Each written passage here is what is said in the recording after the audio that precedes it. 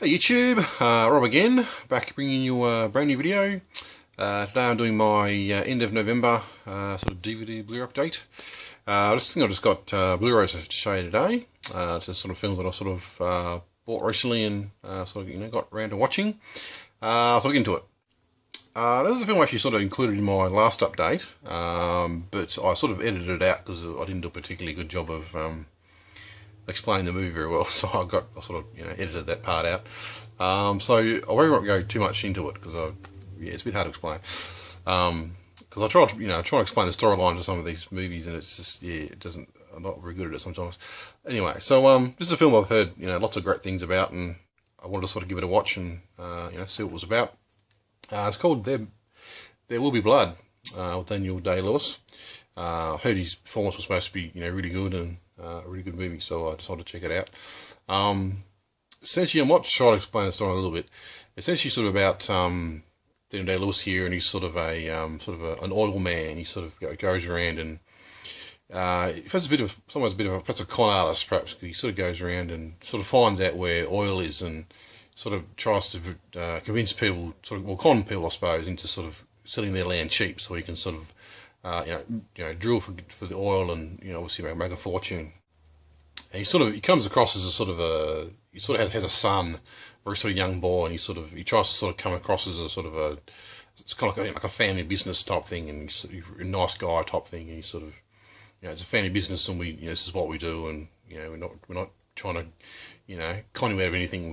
This is actually for us, for a family business, and for my son, for his future, type thing, So so that's sort of what he does, and but he sort of gets this is where it gets a bit confusing, I suppose, because he gets sort of this guy comes to him and he says, I know where there's oil, and you just need to sort of convince my family, my brother, to to sort of sell the land, and I'll tell you where this where they are and where this land is if you just give me like a finder's fee.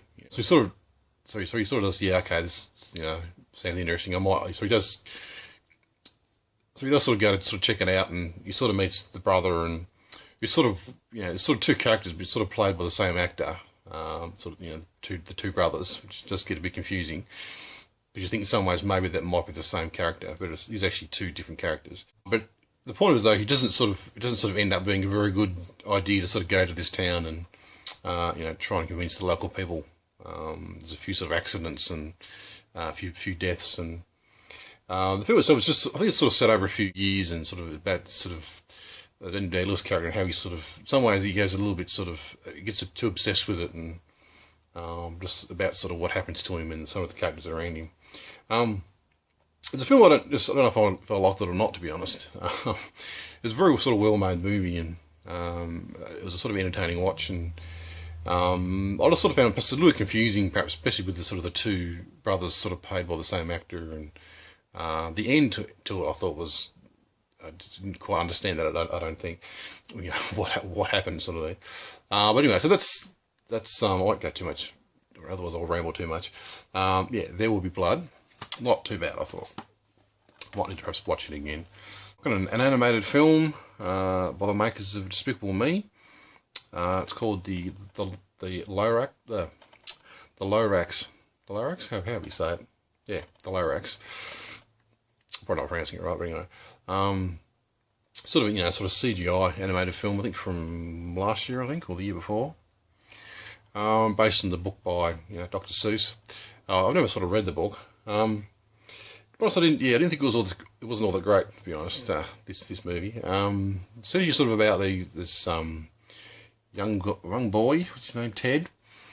He sort of lives in a world where there's no plants or no trees. Everything's sort of synthetically made type thing, and the city sort of lives in this sort of bubble, I suppose, in some ways, and everything's sort of made, I don't know, sort of made by plastic, and there's no real plants there at all, and the boy he sort of has a bit of a thing for this girl, and this girl really wants to sort of see a real tree, and so he sort of goes on a bit of an adventure to try and find a tree for her, just try and impress her, type thing.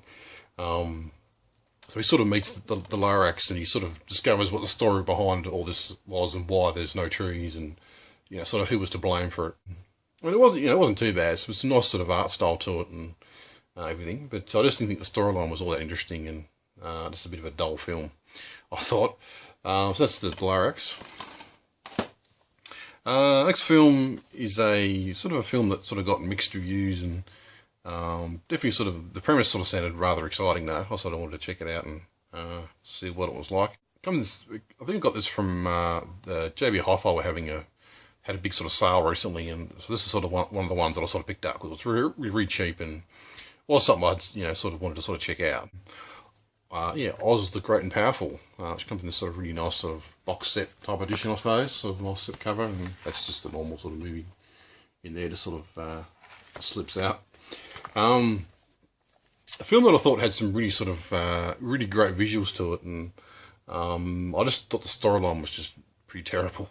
It's supposed to be a bit of sort of a prequel, I suppose, to the Wizard of Oz movie, which I suppose most people already know that. It's actually got a few sort of stars in it. It's got sort of James Franco and Mila Kunis and who's the other one? Michelle Williams and Rachel Weisz. I just thought the storyline wasn't all that great, and some pretty bad dialogue, and I thought James Franco was really not miscast. He just didn't really seem to fit the movie very well, and I think even I could sort of tell he wasn't really quite sure on how to sort of play the part. He was sort of a bit lost, I think. So I thought he was a bad choice. I'm a sort of fan of James Franco. I think he does been some good sort of movies and good TV shows, but I just didn't think he sort of fit, playing the Oz character. The Oz character itself is sort of about sort of how Oz sort of came to the land of Oz, and I suppose in some ways perhaps his sort of backstory, and sort of, I guess in some ways also the backstory of the sort of the three witches as well. You got Mila Kunis. She was sort of playing one of the witches, and I thought she was actually pretty good. I thought what she sort of her character and what she sort of had to play was a bit of a difficult task. I mean, just terrible dialogue, and what she had to sort of do in the movie, I didn't think was particularly that great. So I think she did sort of the best that she could with the material. I didn't necessarily like her makeup though in the second half, where she sort of turned into a sort of full-blown witch. I thought Michelle Williams was actually pretty good as well. And her sort of character and her dialogue was pretty not that great. But I think she did sort of the best she could, and I mean her character was really sort of kind of like the White Witch. She was really sort of pure and innocent, and very sort of, I don't know if I can use the word gooey, if that makes sense. Sort of just really nice and sweet, and just so in some ways it would have been a bit of a sort of a hard character to play, I think, because she was really just really sort of cringeworthy, sweet, if that makes sense. And I mean, I watched a movie with her recently, Blue Valentine, where she sort of plays this, that which is like a really sort of gritty adult film, and quite depressing, and sort of to see her in that, and then come to watch this, it's two totally different sort of characters, two sort of polar extremes, I suppose. But I thought she was pretty good for what she sort of had to play. They also had Rachel Weisz. I think she was probably the best acting in the whole movie. I think at least her character, and I mean, she wasn't on screen all that much, which probably sort of helped, her character, I suppose, because she wasn't on screen much, so she didn't have to didn't get to see, I don't know, her bad dialogue, or if you know what I mean. Like she was in it, wasn't in it all that much, so she could sort of get away with it, if that makes sense. As I said before, the visuals were really great, and I just really wished, I was just really disappointed the storyline wasn't any good, because this would have been a fantastic film otherwise. I thought the last sort of half an hour was really good, really sort of nice, because that was sort of the action, the climax. I thought that was really sort of entertaining, and just sort of slower sort of story parts I thought was just not that great, and not a great film. I have to sort of say. That's that one, Oz and Great and Powerful. Next one is a horror sort of scary film. I had sort of heard people talk about it, and I think they reckon it was fairly good. I sort of saw it cheap somewhere, so I just sort of grabbed it and started to give it a watch. That's A.T.M. I actually quite enjoy this one. I thought it was actually pretty good. I mean, the sort of the premise is not necessarily all that original, and something was perhaps sort of seen before. And I mean, things that sort of happen is a bit unrealistic, and that wouldn't sort of happen in real life. You wouldn't be able to sort of get away with it.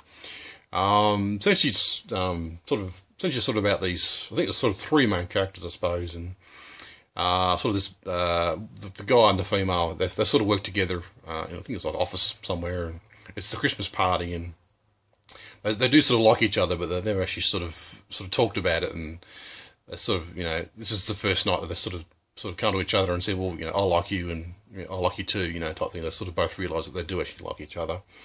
So they decide to sort of leave the party and go and do their own thing, and but the guy's friend, he sort of he wants to sort of tag along, and he needs like a ride home. So they eventually okay, whatever.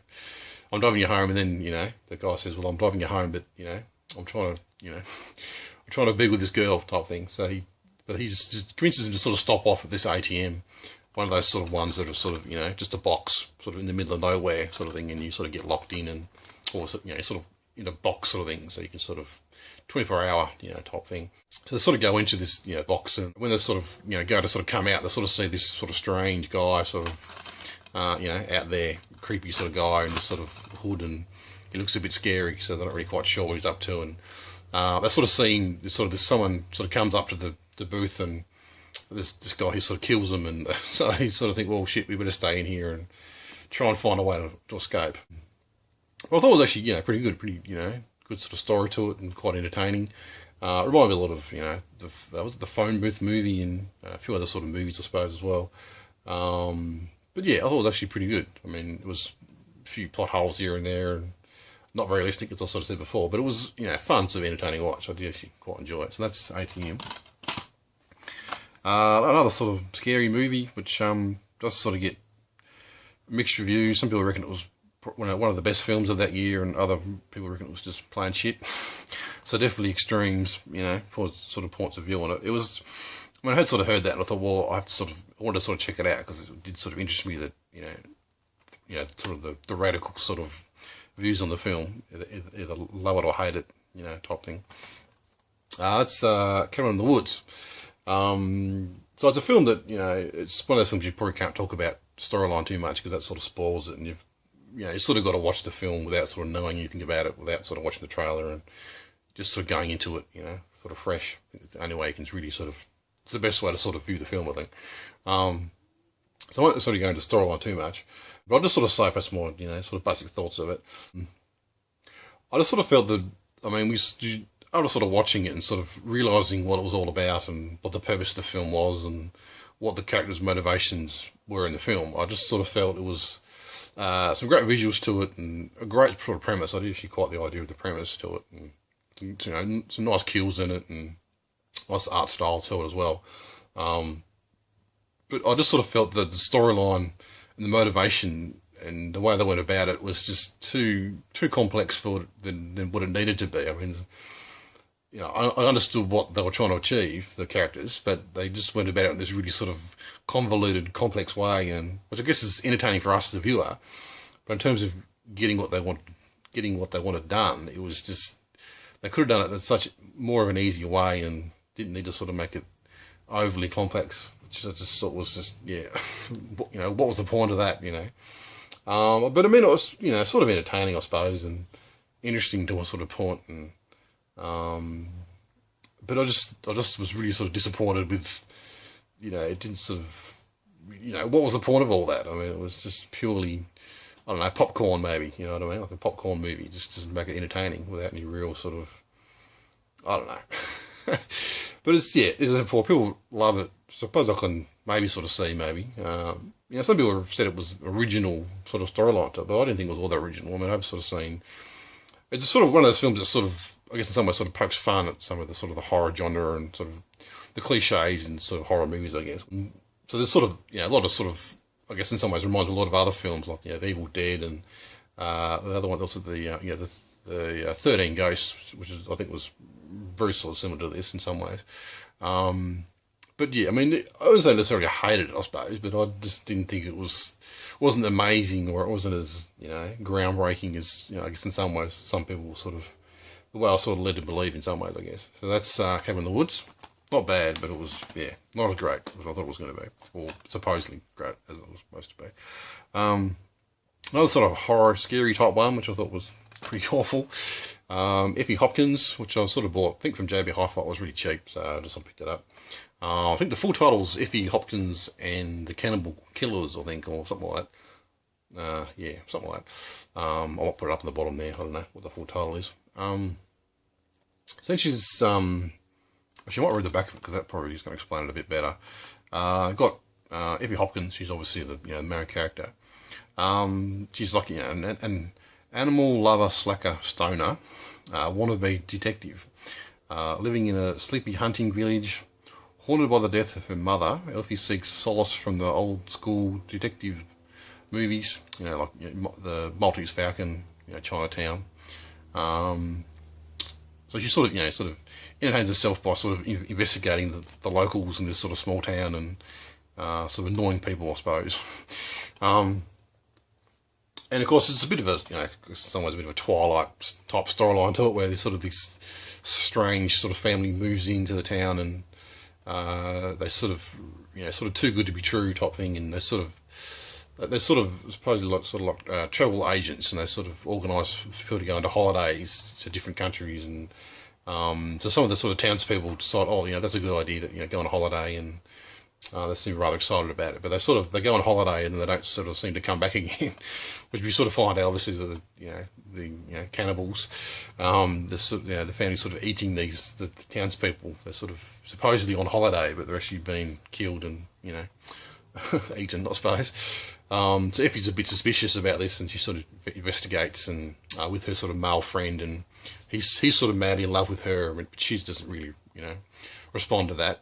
He's been in love with her for years and years, and he's sort of been offered this chance to sort of, I think, go to university or something, and get out of the town, but he doesn't want to leave because he's madly in love with her, type of thing. I think that's Jamie. What's her name? Jamie Winston. She's actually the daughter of Ray Winston. He's a sort of famous British actor. It's a British film. But I just didn't think it was real that good, really. I mean, it was sort of entertaining, I suppose, to a certain point, but it wasn't necessarily all that great. That's pretty much all I can say about it. Effie Hopkins. 2 more to go. This is a sort of film sort of based on a book, I think from the 1960s, I think, if I'm correct, by Jack Kerouac. On the Road, which I've never sort of read the book, but it's supposed to be a very sort of like I don't know, in some ways, pretty sure it's 1960s. It was sort of like a generation book, like everyone in that generation sort of loved the book, and it was very, widely read and discussed. This is sort of the film version, I guess. Stars, it's got a few stars. It's got Kristen Stewart, Kirsten Dunst, Viggo Mortensen, or however you say his name, a few other actors as well.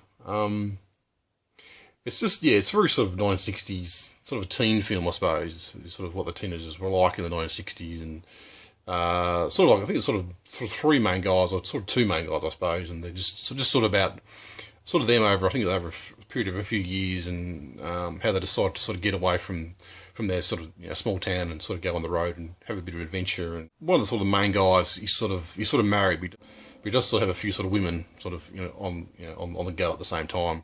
It's just, I suppose, it's sort of a very sort of arty film. It's a sort of arty sort of poetry type dialogue, and just sort of about these guys and their sort of their road trip across America. They're sort of back and forth, sort of they go to sort of New York, and they go to San Francisco, and they're sort of about this road trip that they sort of have.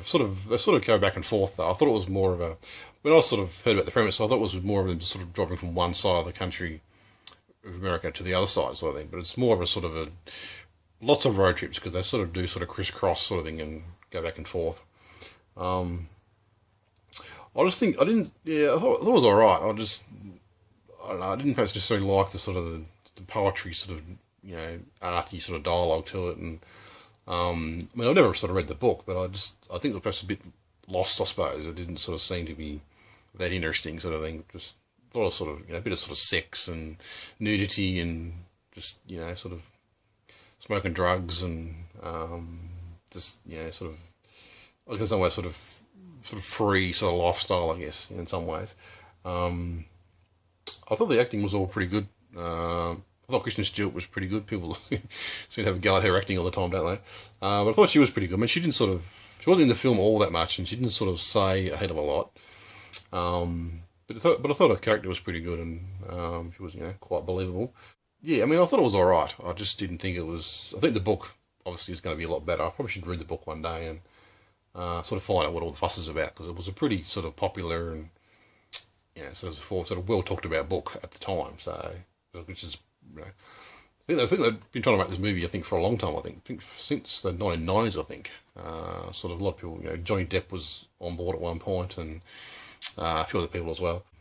I don't know why it says rental copy at the top there. I did sort of buy it brand new off a website that I bought stuff from a few times before, so I'm not too sure if they're supposed to sell rental version, but anyway, I just thought that was very interesting. So that's that. Anyway, so that's on the road. Final one I probably don't necessarily need to sort of talk about too much. A film that I quite liked, I think it was 2012, I think it was, and I'm pretty sure it was in my top 10 of favourite films of that year. Looper. I've finally sort of got around to sort of actually buying a copy of it. Definitely a really good film. I'm a bit of a fan of sort of time travel movies, and I do sort of quite enjoy them. I'm sure a lot of people have already seen this one, so I don't necessarily need to go too much into it. If I tried to, I might get a bit confused. The storylines, with time travel is always a bit confusing just to try and explain. But you sort of got, I guess in some ways, Bruce Willis, and doesn't gotta love it, sort of playing the same character. You sort of the old version. When you're sort of grown up, that's an old man. That's same character, and then obviously Justin Gale-Lovett's the younger version of the same character. And I'm just trying to think. They sort of like the sort of time travel has been invented, and the mob sort of uses it to sort of get rid of people. So they sort of send the people that they want killed back into time, and then the loopers, sort of that's their job to sort of kill them, and that's sort of how they get paid, sort of thing. And eventually they sort of in order to sort of close the loop, they eventually do sort of send back the old version of the looper, and the young looper has to sort of kill the older version of himself, and that's sort of how they sort of close the loop. And I think a lot of people sort of criticise the movie because it does sort of, the second half of the movie does sort of start to slow down, and it's more of a sort of a story with Emily Blunt, and sort of her story she's on a farm by herself with her little boy, and I won't press go into too much storyline with that, but the film does sort of slow down a lot, and it does sort of become a bit of a story about her and why she's on the farm, and which I don't think didn't sort of bother me that much. I mean, I think some of the best sort of sci-fi is more sort of character driven and more sort of storyline driven than actual sort of big epic sort of space battles. I think it's always, I think the best science fiction films are always the ones that have a lot more sort of character storyline than actual physical tech and type stuff, if that makes sense. I mean, if you watch like a episode of Star Trek, I mean, some of those episodes are just all about character development story. There's no real actual, some stories are just about all the crew members being just on the ship, like in one room, with a storyline. There's no actual, that sort of beamed down to another planet, or there's no action to it all. It's just purely character storyline, which is I think some of the best best sort of sci-fi you can watch, I think, in some ways. But definitely, really good film. I've never sort of said it before, I definitely would recommend it, especially if you're sort of a fan of sort of time travel type movies. So that's Looper. Right, so that's my update. Hope you enjoyed that. So if you've sort of seen any of these films, certainly leave me a comment. I'd love to sort of hear your thoughts on them. I should be back very soon with another video. I'm decided to do sort of an overview of my entire Blu-ray collection, so I've sort of been filming that. So that should be up soon at some point. So look forward to that. For the moment, thanks for watching, and I'll see you next time. Bye.